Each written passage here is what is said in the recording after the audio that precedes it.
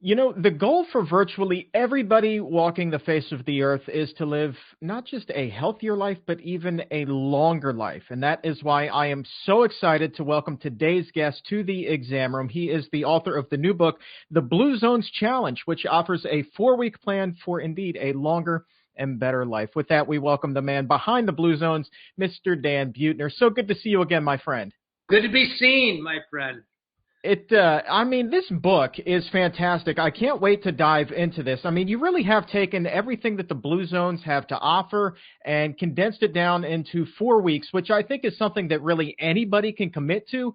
But I think that this is even these 4 weeks. I mean, you've simplified it so much that people can even take it beyond that and really make this a lifelong approach. But before we get into the book, it's been a long time since you've been on the show. So can you give us just a quick refresher on what the Blue Zones are and where they are currently in the world?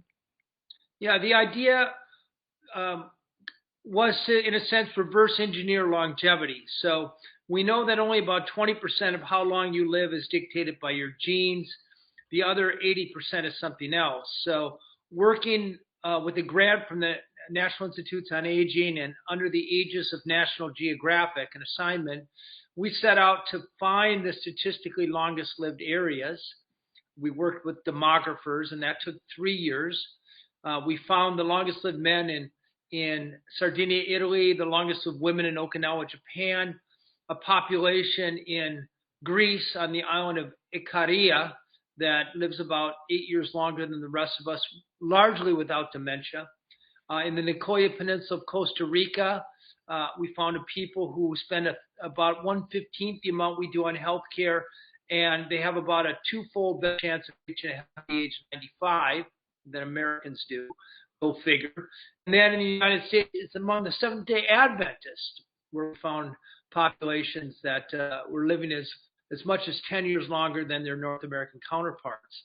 And once we identify these places that have achieved the outcomes that we want, then the goal was to find the common denominators. And we used established methodologies, epidemiology, anthropology, medical research to find out what's correlating, what seems to be driving longevity in these places. And remarkably, no matter where you go, you see the same patterns over and over again. And we identified 9 of them. And that's the concept behind the Blue Zones. This show, the exam room here, is so nutrition focused.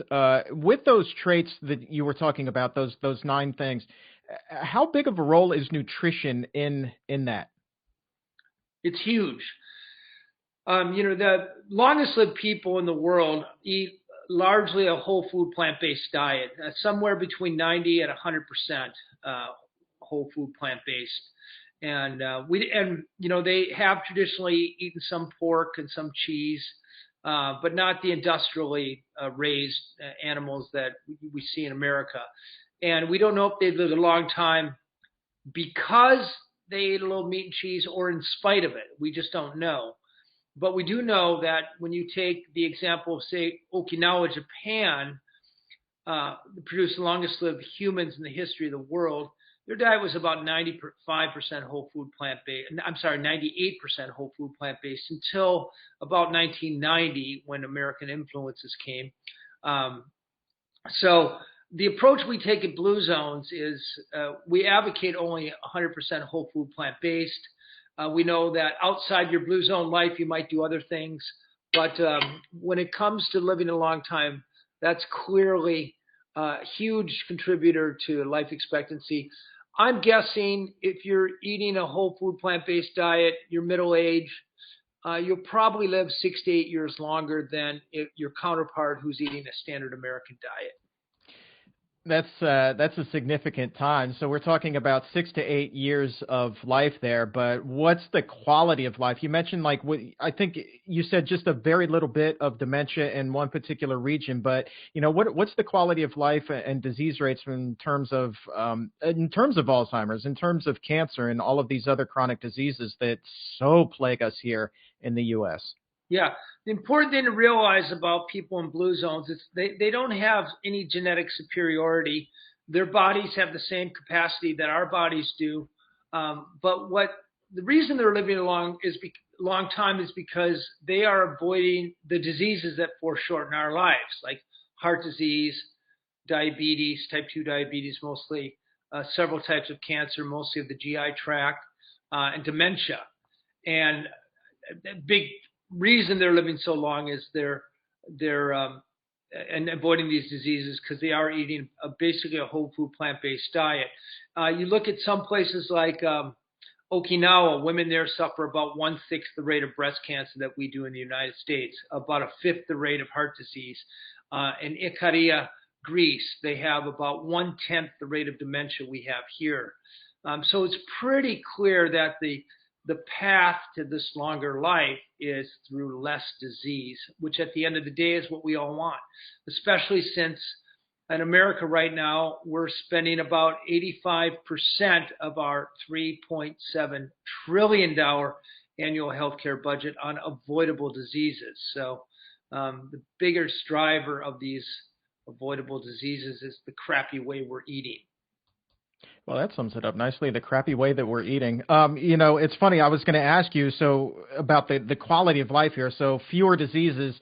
It's not exactly as though those extra 6 to 8 years are going to be spent in a hospital bed with around the clock care and questioning, is this really how I want to live my life? Do I even want to be here? That's a fair question that a lot of people ask when they're bedridden. But it sounds to me like until their last days, what you're describing, these are still very much healthy, active people for their age.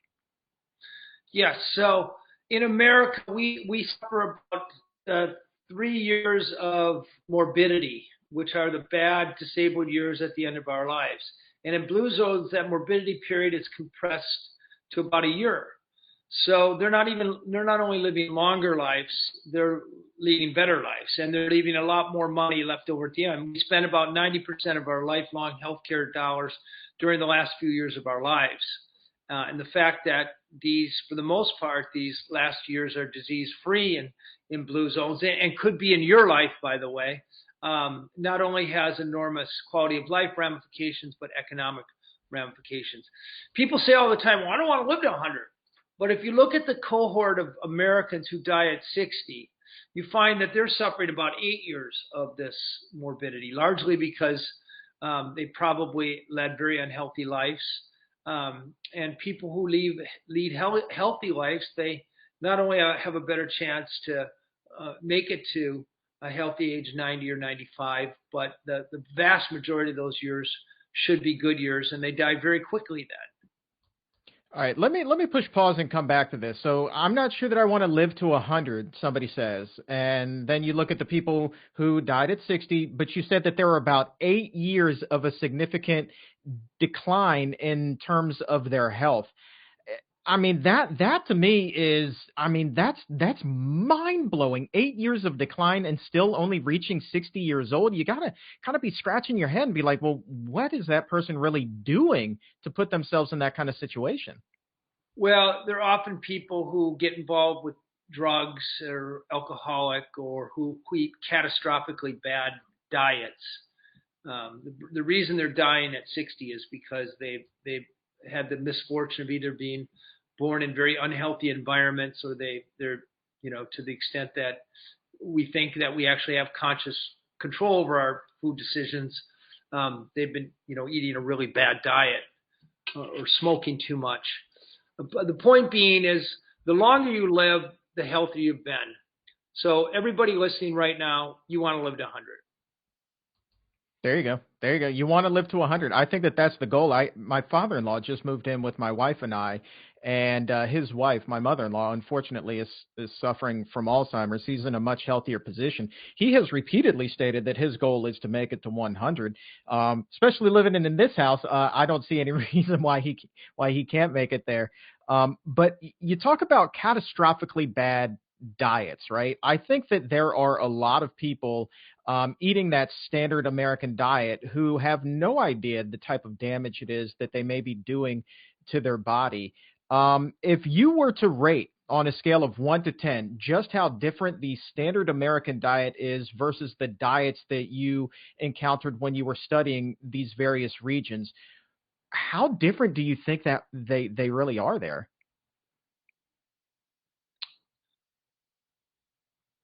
I would say they are just 70% different, just pulling a number out of my head. So here's what people are eating in blue zone. I wrote another book called The Blue Zone Solution, and there was also I wrote an article for National Geographic magazine about the diets of longevity.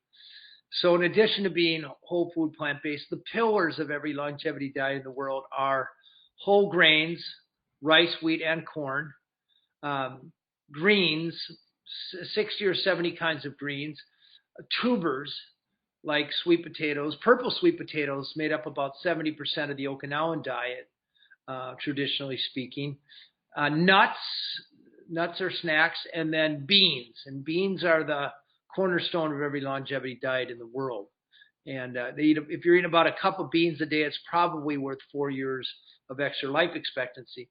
Meanwhile, Americans down about 200 pounds of meat a year, a couple 100 pounds of dairy over time.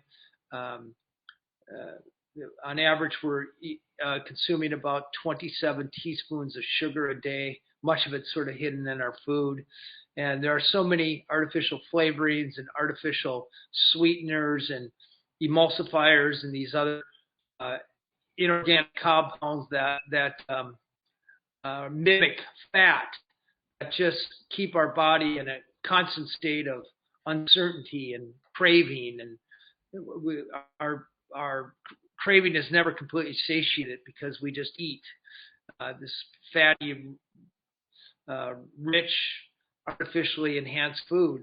And in blue zones, they're eating food that we've evolved with, the human species evolved with over the past 10, 12,000 years.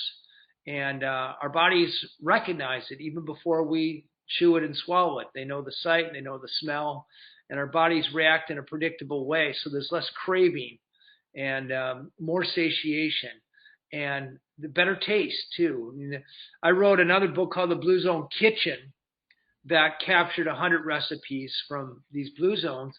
You know, they have the benefit of 200 years of observed cooking, of women in kitchens doing trial and error with very simple peasant food with herbs and spices and a little bit of oil. And the most important ingredient in any longevity diet is taste. So they know how to make these simple whole food, plant-based